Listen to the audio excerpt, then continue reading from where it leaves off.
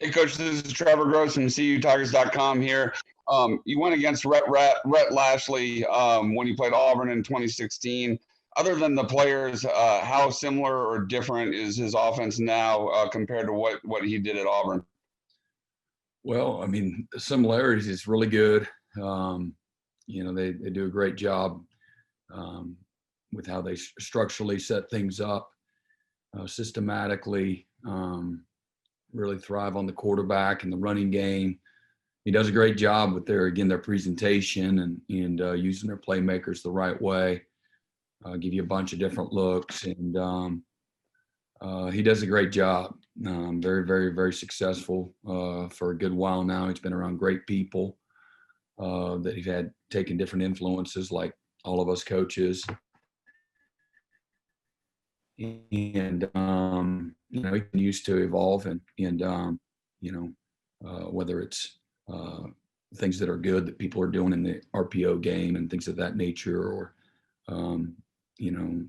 utilizing his personnel, things of that nature. So again, some things are the same, some things, like I said, have continued to evolve, and I've added different flavors, and again, playing to the strengths of their personnel. For example, the tight ends at Miami are really, really, really good players. So obviously they're right in the thick of it, along with great skill at receiver and at running back. So and that's without saying the quarterback. So you got a bunch of really, really good players that are in great position, utilizing their skill set the right way. Hey, Brent, it's David Hale with ESPN. You had the, fortune or misfortune of getting to game plan for probably one of the best dual threat QBs that we've seen in college football in a while, Lamar Jackson. Do you see any real similarities between what he presented to you as a challenge and what D'Eriq King does, or similarities or just differences between the two of them? I don't know. I mean, they're in much different systems. So that part's hard. I know this, D'Eriq King can throw the ball really, really well, consistently. And he's like a running back when he decides to run it, and got great poise, accuracy, big arm, electric running the ball. Those are probably the similarities. Very instinctual players, quick release, don't get rattled. Those are probably the similarities. I run out, describe the two. Very dynamic, very difficult to defend, when guys are really good at both running and throwing. Do you enjoy the challenge of trying to scheme against that, or is it more of like you're up nights worrying about it? Hey, you're excited. Absolutely. It's a big challenge. Make no mistake about it. Winning is hard. Each and every week, you got different challenges, both internally and externally. And our biggest thing, I'll be very honest, we've got to get better. We've got to improve. Your schemes are as good as the players that are executing them, with precision, with understanding, with anticipation, with aggressiveness. And so, yes, you have to get in the right spot and have answers for certain things. And, but really we've got to continue. To me, I think the biggest thing for us right now is to continue to improve in, again, fundamentals, techniques, alignments, eyes, just discipline, chemistry, cohesion, things to that nature. So that's, but from a scheme standpoint, you got a big challenge. Again, it starts with the run game and their ability to run the football really, really well. They've got explosive players, both the guy that's receiving the snap and the guys that he's handing it off to, and then there are RPO guys in behind you. Some of the most dynamic skill personnel in all of college football. It rivals anybody. And so that's a challenge in its own. And but one we're incredibly excited about. And again, that's you hope as players and coaches to be able to be, at a place where it's a big deal. And it certainly is here, and certainly the history and tradition of, University of Miami. And they're hungry, man. They're hungry, and they're playing, as well as anybody in college football right now. So, it's going to be a great opportunity for both squads. Be a great atmosphere, and great for, the game, the college football. And but for us, I think the thing that we try to focus on is just an inside out approach, and every week staying in the same kind of routine. You don't watch any more or less film. You don't need to rehab any more or less. You don't need to practice any more or less. You got to stay in a very I think to establish consistency in the program and trust and belief in what you do. You got to have that one game mindset, and every week you start over with the windshield mentality, and when you really believe it culturally inside out, coach and player alike, then you don't let the the emotions or a top 5 matchup or whatever. I don't even know what everybody's ranked, but you don't let any of that try to distract you. You keep things as routine oriented as possible. But we'll have a great challenge. Make no mistake about it. Brent, this is Larry Williams. Can you hear me? Yeah. I guess using 2017, the matchup with Miami as a point of comparison, how much harder is it as a defensive schemer when you're facing an offense that has a real dynamic dual threat quarterback, and not only that, but the system they're in that does all the RPO and zone read stuff and all the tempo and personnel groupings and things like that? Just sort of comparing those two.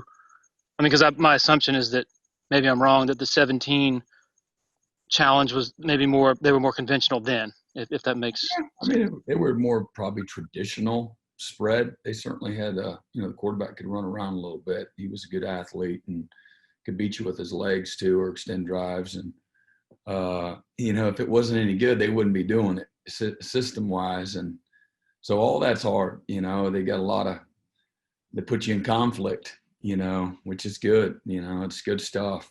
There'll be one day that I can really enjoy it when you're not in the middle of it. Sometimes it's not a lot of fun to be in the middle of the conflict, but try to strategize against it and try to help your players and get them to understand, what the stressors are and then, what the strategy is behind it, defensively. So that part is fun. It is exciting. It's a challenge. It's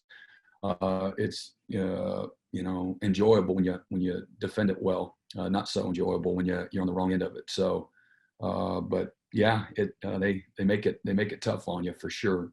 Offenses with styles like this, and certainly again when they've got the skill, that they do to make it even more difficult, because it just lessens the margin for error. And but from a challenge standpoint, it makes it a lot more fulfilling, when you have success against it too. Coach, it's Trevor again. Coach Sweeney told us last night that Tyler Davis was really chomping at the bit to get into the game on Saturday night. How much did you miss him against Virginia, and how good will it be to have him, especially against that Miami running game? Yeah, Tyler's a really good player. He's playing really good football. And he's tough. He's physical. He plays with quickness. So I don't know how much you missed him. Again, what was the score? 41-23, and they scored with a minute to go in the game. So we 17 points through 3.5 quarters. Pretty decent. I think at the end of the day, that's what you want to do, is keep people out of the end zone. I'm not sure if he would have made a difference. The one drive that really bothered me was the drive right before the half. And so, I think they threw the ball on, I think average, it was just around 2.1 seconds per pass. And I'm not talking about sprints and boots or this, anyway, I don't know if he would have made a difference or not. Let the one quarterback, run for 28. We were supposed to have a guy on the outside of them that had nothing to do with the inside players, the D tackles. We're supposed to be there.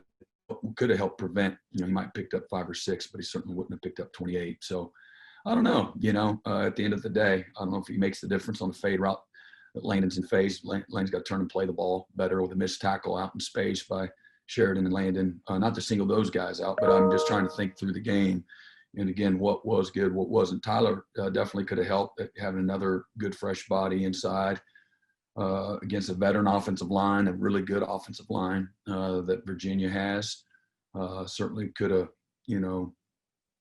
made us stronger with one more guy in the rotation. But he's excited to be back. Certainly could have played. He felt like he was healthy enough for sure to play, and we cleared him to play, but felt like, just not because of the game or who we're playing or what's next, playing Miami, let's save him for Miami. It's really just thinking, overall for the health of Tyler, just a little bit more rest would, healing if some's needed. I think situations like that is probably, serves him well, for the long haul. Hey, Brent, this is Will with the Clemson Insider. When you look at these two tight ends as a collective group, are they some of the best you've gone against as far as since you've been at Clemson in one game? Yeah, no doubt. I mean, it's the best tandem for sure. And we've played some really good ones. I don't know, you guys would know before me. I try to put it behind me after we play them, but they're athletic like the Alabama tight ends that we've faced before, that Notre Dame tight ends. I don't know, we've probably played some other really good ones. Hayden Hurst was pretty good. Last week's tight end, presented a lot of problems systematically in their schemes and stuff, and I thought we did a pretty good job. But these guys flex out like receivers, and they're good players. They're really good, very talented. Hey, Brent, it's Josh from the Post and Courier. Andrew Booth said after the game that the interception was really big for his confidence. How much of has that been a point of emphasis for him over the last 12 months, just establishing that confidence in himself? Well, again, I think it's huge for any and some guys come in and, man, they're just like, check me out. And they're all about themselves, and they need to be humbled, usually because this is a game that will absolutely punish you for being in the wrong place mentally, or certainly being in the wrong alignment or the wrong eyes or the wrong hand placement. This is a game that is very unforgiving. And, the other night was a classic example, but for Andrew, in regards to, just building a foundation of confidence. And I know we've talked about it. He came in as a freshman and really still had some high school injuries overcoming, and just just couldn't get back to his old self physically, functionally. So that affected him mentally. Then there's a transition from playing a lot of just cover 3 in high school and off man and 3 deep stuff to, doing all the things that, college, defenses do. So there's a big transition.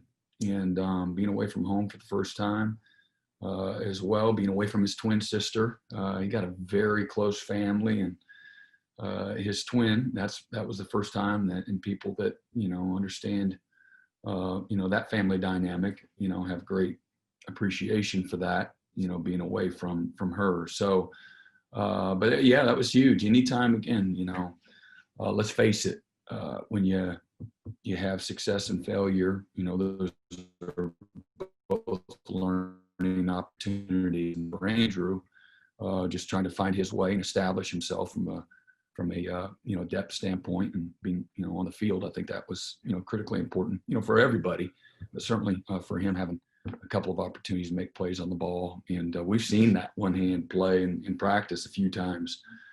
And they had the tight end, they flexed him out.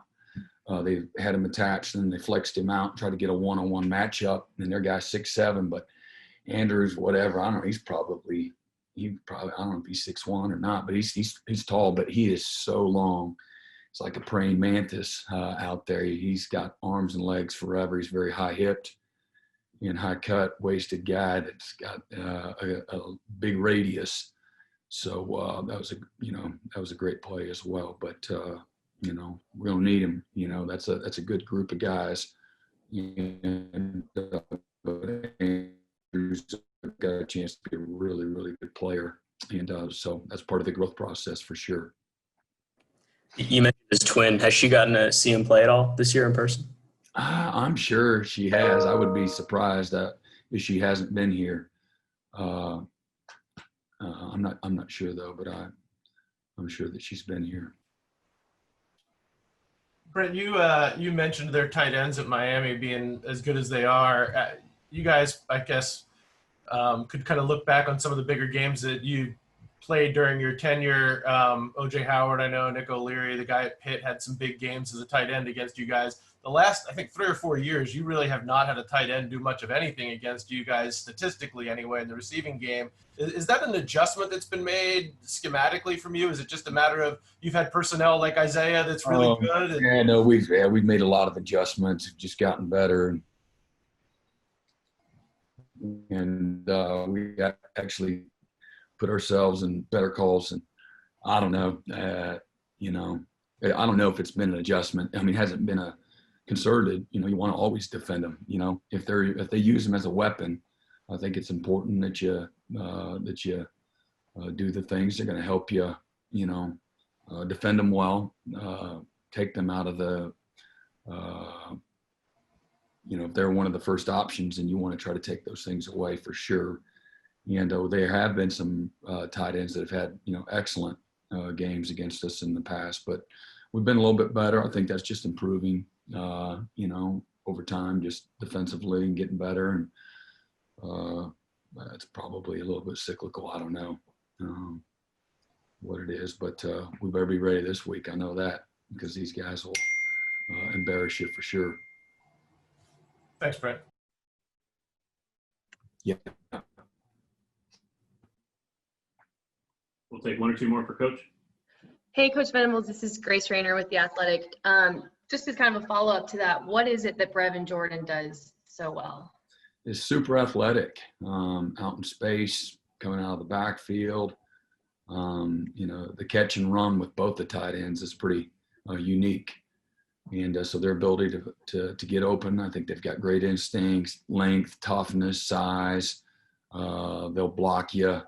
They like all of it. They're very well-rounded tight ends. They don't not just flex guys. They can get in line and block you well, and they can block in the screen game, and they can go vertical one-on-one against anybody and win.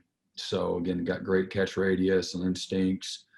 So, but great lateral movement, and so they can get off, the line of scrimmage, all those things. So they get into 12 sets. They can get into 4 wide looks, and the 11 sets too. So, they just give them a lot of versatility, within their packages. Brett here from Clemson SI. Balin Spector, how's he graded this year, and how much of it is him just getting opportunities to play they didn't have last year? Like, how much has he improved, or is it just really about playing time for him?